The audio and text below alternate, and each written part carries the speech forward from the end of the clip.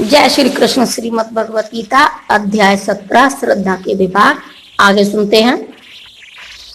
यहाँ तक कि प्रत्येक व्यक्ति जो भोजन पसंद करता है वह भी प्रकृति के गुणों के अनुसार 3 प्रकार का होता है।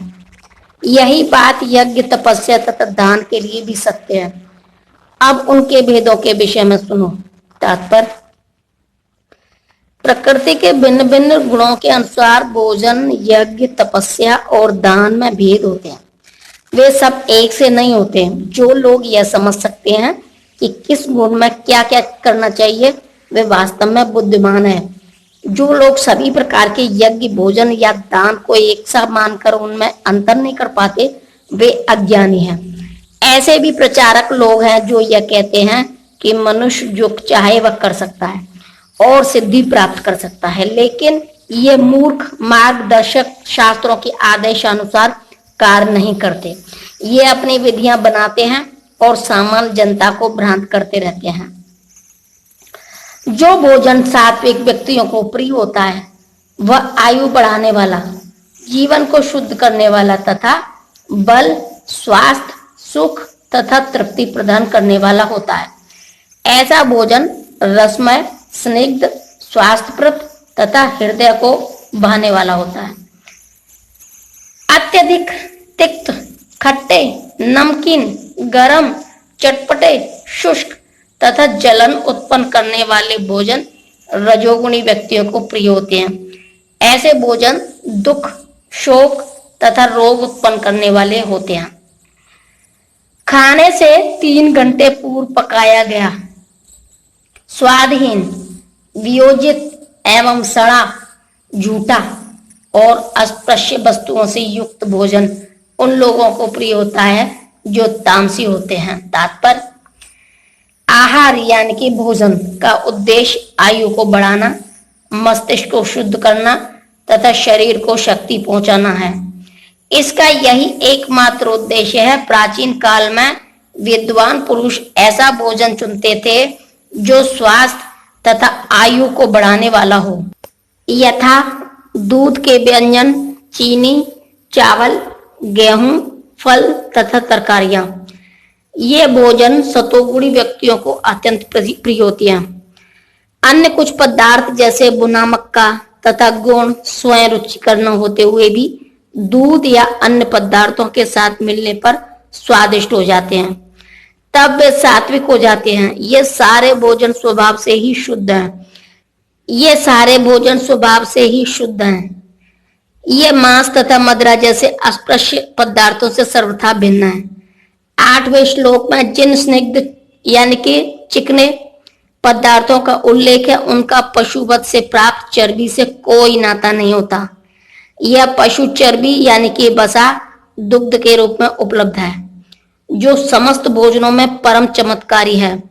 दुग्ध, मक्खन, पनीर तथा अन्य पदार्थों से जो पशु चर्बी मिलती है उससे निर्दोष पशुओं के मारे जाने का प्रश्न नहीं उठता। यह केवल पाश्विक मनोवृत्ति है जिसके कारण पशुवध चल रहा है। आवश्यक चर्बी प्राप्त करने की सुसंकृति विधि दूध से है। पशुवध तो अमानवीय है। मटर, दाल, दलिया आदि से प्रचुर मात्रा में प्रोटीन उपलब्ध होता है। जो राजस भोजन कटु, बहुत लवणीय या अत्यधिक गर्म, चरपरा होता है वह आमाशय की श्लेष्मा को घटाकर रोग उत्पन्न करता है। तामसी भोजन अनिवार्यतः बासी होता है। खाने से 3 घंटे पूर्व बना कोई भी भोजन भगवान को अर्पित प्रसादम को छोड़कर तामसी माना जाता है। बिगड़ने के कारण उससे दुर्गंध आती है जिससे तामसी लोग प्राय आकृष्ट होते हैं, किंतु सात्विक पुरुष उससे मुख मोड़ लेते हैं। उच्छिष्ट यानी कि झूठा भोजन उसी अवस्था में किया जा सकता है जब वह उस भोजन का एक अंश हो जो भगवान को अर्पित किया जा चुका हो या कोई साधु पुरुष विशेष रूप से गुरु द्वारा ग्रहण किया जा चुका हो। अन्यथा ऐसा झूठा भोजन तामसी होता है और वह संदूषण यानी कि रोग को बढ़ाने वाला होता है। यद्यपि ऐसा भोजन तामसी लोग को स्वादिष्ट लगता है, लेकिन सतोगुणी उसे न तो छूता है और न पसंद करता है न खाता है। सर्वोत्तम भोजन तो भगवान को समर्पित भोजन का उच्चिष्ट है। भगवत गीता में परमेश्वर कहते हैं कि वे तरकारियां, आटे तथा दूध की बनी हुई वस्तु भक्ति पूर्वक भेंट किए जाने पर स्वीकार करते हैं। पत्रम पुष्पम फलम तोयम, निसंदेह भक्ति तथा प्रेम ही प्रमुख वस्तुएं हैं जिन्हें भगवान स्वीकार करते हैं। लेकिन इसका भी उल्लेख है कि प्रसादम को एक विशेष विधि से बनाया जाए। कोई भी भोजन जो शास्त्रीय ढंग से तैयार किया जाता है और भगवान को अर्पित किया जाता है, ग्रहण किया जा सकता है, भले ही वह कितने ही घंटे पूर्व क्यों न तैयार हुआ हो, क्योंकि ऐसा भोजन दिव्य होता है।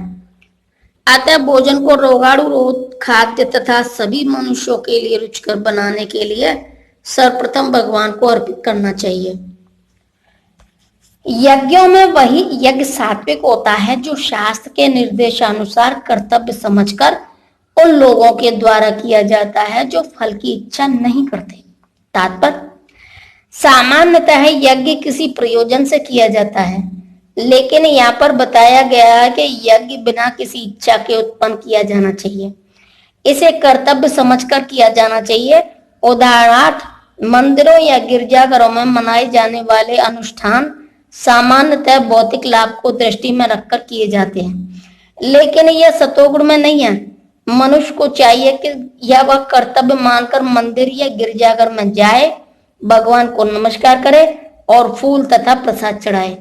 प्रत्येक व्यक्ति सोचता है कि केवल ईश्वर की पूजा करने के लिए मंदिर जाना व्यर्थ है, लेकिन शास्त्रों में आर्थिक लाभ के लिए पूजा करने का आदेश नहीं है। मनुष्य को चाहिए कि केवल अर्चा विग्रह को नमस्कार की करने जाए। इससे मनुष्य सतोगुण को प्राप्त होगा। प्रत्येक सभ्य नागरिक का कर्तव्य है कि वह शास्त्रों के आदेशों का पालन करे और भगवान को नमस्कार करे। जय श्री कृष्ण।